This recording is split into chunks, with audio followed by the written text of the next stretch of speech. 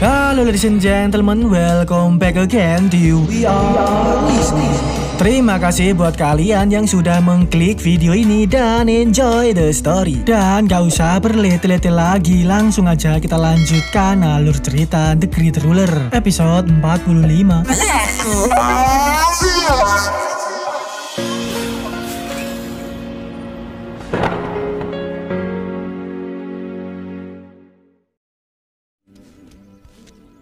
请坐。好，那我就不打扰学姐了。在下贺妖，原来是贺妖学长。好好表现，沐尘。我们这些学员外出历练时，还是要多加小心，发展起来了。不过，白龙之秋风。出小球上的符文，乃是临阵大师以特殊手段。谁家败家子？预祝。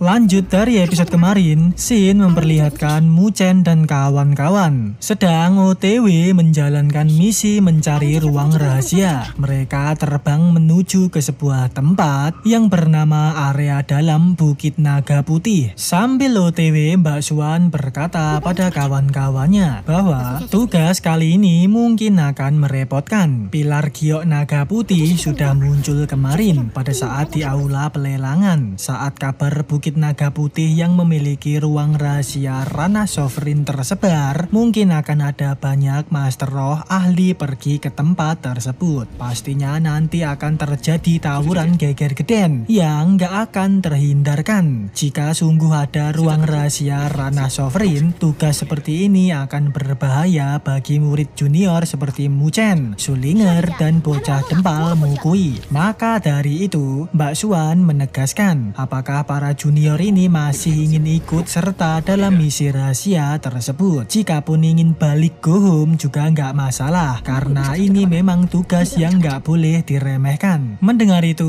Muchen dan kawan-kawannya memutuskan untuk tetap ikut serta karena sudah terlanjur sampai di sini. Jika cabut mundur akan sangat disayangkan. Lagi pula keluar untuk berlatih seperti ini pasti memiliki resiko. Jadi mereka harus siap menghadapi segala rintangan yang ada. Setelah itu, segeralah mereka semua bergegas menuju ke tempat tujuannya sebelum orang-orang lainnya tiba di sana. Singkat cerita, setelah mereka terus OTW, tak diduga di sekeliling mereka sudah mulai banyak orang-orang yang sama-sama OTW mencari ruang rahasia ranah sovereign. Dengan begini, Mbak Suan menyarankan untuk bertindak lebih berhati-hati, menghindari kelompok orang asing supaya tidak terjadi perseteruan yang gak penting. Singkat cerita lagi, malam pun tiba. Muchen dan kawan-kawan istirahat malam menyalakan api unggun, mengisi ulang energi setelah seharian terbang melembung. Di situ Mbak Suan menyarankan untuk berjaga malam secara bergiliran. Malam ini bocah dempal Mukui yang harus berjaga. Mbak Suan juga tak pernah bosan mengingatkan setelah masuk ke Bukit Naga Putih, mereka harus bekerja sama, nggak boleh beraksi sendirian demi keselamatan nyawa masing-masing. Singkat cerita, waktu telah berlalu hingga larut malam. Tak diduga di sisi lain ada sekelompok tuan muda penguasa kota Bailong yang diam-diam memantau keadaan grupnya Muchen. Ternyata mereka ini akan segera menjalankan aksinya, yaitu untuk membunuh Muchen dan kawan-kawan. Dijelaskan dahulu kala istana naga iblis menguasai daratan Beichang. Sungguh berwibawa. Jika pada saat itu naga putih sovereign nggak mencuri harta berharga dan berkhianat, serta para bedebah dari Akademi Beichang yang memperburuk situasi, daratan Beichang ini nggak mungkin dikuasai oleh Akademi Beichang. Dan ya, ternyata kelompok tuan muda ini adalah orang-orang istana naga iblis, memiliki tujuan untuk membangkitkan istana naga iblis yang terpuruk, meruntuhkan kekuasaan Akademi Beichang. Sementara balik ke situasi grupnya Mu Chen, terlihat di situ Mu Chen mencoba mengamati bola besi formasi ajaib yang telah ia dapatkan di pelelangan kemarin, mencari tahu dengan perlahan tentang bola ajaib tersebut. Tak lama kemudian, tiba-tiba mentungul serangan dadakan yang mengarah ke tempat grupnya Mu Chen. Dengan cepat, grup Mu Chen waspada dan bersiaga. Sayangnya di situ para musuh nggak menampakkan diri, hanya meluncurkan serangan goib dari kejauhan. Alhasil Mbak Xuan memutuskan untuk pergi ngeponteng-ponteng para musuh yang bersembunyi. Begitu juga dengan Mbak Anran dan bocah dempal. Mereka akan ikut meluncur melawan para musuh yang menyerang, menegaskan supaya Mu Chen dan Sulinger tetap stay di tempat aja. Jika situasi menjadi buruk, maka langsung aja go home untuk melapor kepada Akademi Beichang dan meminta bala bantuan. Singkat cerita, tak lama setelah kepergian Mbak Anran dan Mu Kui, tak diduga langsung mentungul 4 orang di tempat Mu Chen, memiliki niat untuk mendelosorkan Mu Chen dan Sulinger di TKP. Dengan begini, Mu Chen seketika menyadari bahwa musuh sengaja memancing Mbak Xuan pergi, mengalihkan perhatian, dan menyerang Mu Chen dan kawan-kawan satu persatu, karena memang kemampuan Mbak Xuan lah yang paling hebat. Setelah itu, gak bisa dihindari lagi, Mu Chen dan Sulinger terpaksa melawan 4 biang kerok tersebut, bekerja sama untuk tawuran ponteng-pontengan. Tapi sayangnya karena jumlah musuh lebih banyak, membuat Mu Chen dan Sulinger lama-lama kewalahan. Sulinger juga sempat keselentak mencelat. Bagusnya Mu Chen dengan cepat menolong Sulinger. Situasi mereka sekarang nggak diuntungkan. Alhasil Mu Chen memutuskan untuk kabur aja dulu, menyusun rencana untuk menghadapi 4 orang kampret tersebut. Karena Mu Chen telah sepenuhnya yakin lawan mereka kali ini adalah orang berpengalaman. Target mereka sangat jelas, sengaja memancing Mbak Xuan pergi lebih dulu, pasti demi menangkap mereka berdua, lalu mendesak Mbak Xuan agar nggak berani menyerang. Singkat cerita, setelah berusaha kabur, akhirnya Mu Chen dan Sulinger berhasil bersembunyi dengan aman. Mu Chen memiliki rencana untuk mengecoh lawan, menyuruh Sulinger untuk sembunyi dulu. Mu Chen akan mencoba melawan 4 biang kerok tersebut. Dan segeralah Mu Chen cabut menjalankan aksinya, memancing para musuh pergi, menjauh dari Sulinger yang masih kelemar-kelemar lemes. Mu Chen ini dikejar-kejar 4 tersangka. Pada momen itu, Mu Chen gak tinggal diam. Dia berlari sambil mencari peluang untuk melakukan serangan. Satu persatu lawan yang mengejar sanggup dibiandring oleh Mu Chen. Hingga tersisa 1 orang aja. Di situ si tersangka sedikit kadapat dengan kemampuan Mu Chen. Kok bisa nih bocah mendelosorkan 3 kawan-kawannya? Alhasil si tersangka memilih kabur karena dia merasa ada kesalahan dalam perhitungan kemampuan. Mu Chen gak ada di peringkat daftar langit, kok kemampuannya lumayan hebat. Si tersangka berniat melapor kepada Tuan Muda tentang kekuatan Mu Chen. Tapi bagusnya Mu Chen gak membiarkan begitu aja. Dengan cepat dia ngefatality si tersangka,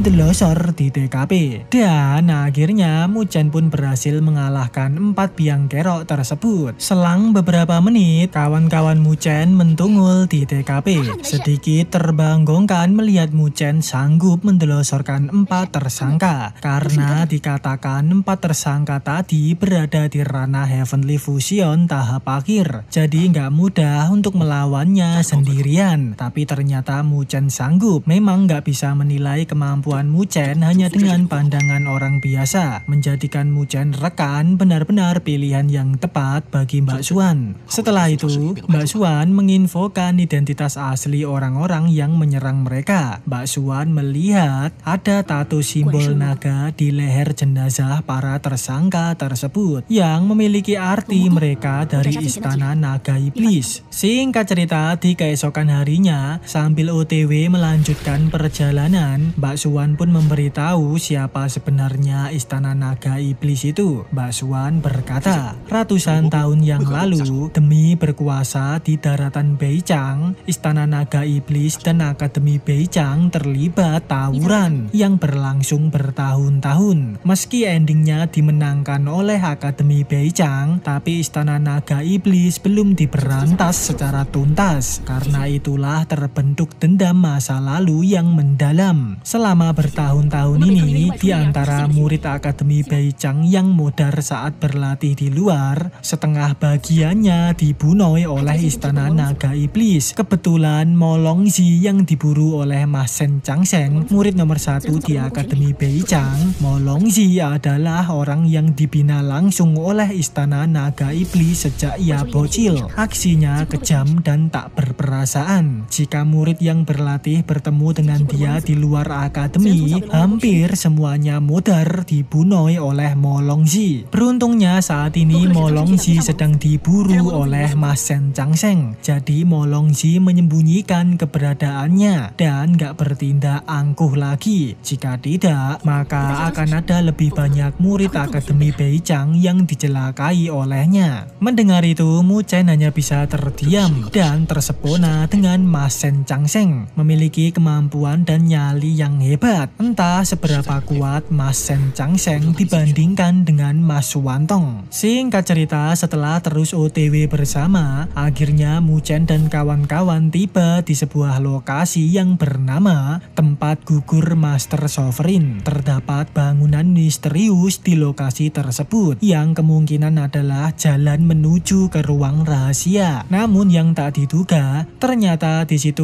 udah ada banyak sekelompok orang-orang, tentunya memiliki tujuan yang sama untuk menuju ke ruang rahasia. Bahkan grup Tuan Muda Bailong juga ada di TKP. Tak lama kemudian terjadilah sesuatu di TKP, yaitu mentungul siluman naga ngeri-ngerong, disebut naga putih Sovereign.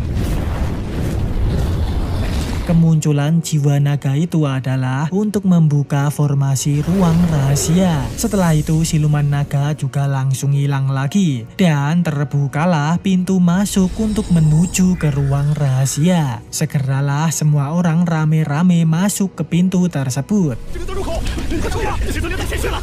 Singkat cerita, setelah grup Mu Chen masuk ke dalam, tak disangka ternyata mereka respon secara terpisah. Tempat mendarat para murid jadi acak gitu. Dan Mu Chen pun menjadi sendirian di tempat tersebut. Sekelilingnya dipenuhi dengan lahar lava magma. Mbak Jiu juga langsung menginfokan bahwa di tempat ini penuh dengan lotus roh api. Pastinya juga ada lotus roh api spiritual yang berlevel tinggi. Jika berhasil mendapatkan benda tersebut, akan sangat menguntungkan bagi api Nine Nether. Bersamaan dengan itu, Mu Chen pun melihat salah satu orang yang hendak mencomot lotus roh api. Tapi yang membanggongkan, tiba-tiba mentungul suatu siluman dari dalam lava yang langsung mencelakai orang tersebut. Berarti di dalam mahma ini terdapat siluman misterius yang menjaga lotus roh api. Mu Chen harus berhati-hati dalam bertindak. Tak lama kemudian, sangat apes sekali, Mu Chen malah diciduk oleh sekelompok Tuan Muda Bailong yang memiliki niat untuk ngeponteng-ponteng Mu Chen. Sepertinya situasi Mu Chen sekarang akan menjadi sangat gawat. Dan episode pun bersambung, ladies and gentlemen. Terima kasih buat kalian yang sudah menonton video ini sampai habis. Kalian benar-benar andalan. Dan oke, ladies and gentlemen, kita tutup videonya sampai di sini aja. Nantikan video terbaru dari We Are Listening. Okay, see you in the next level. Bye.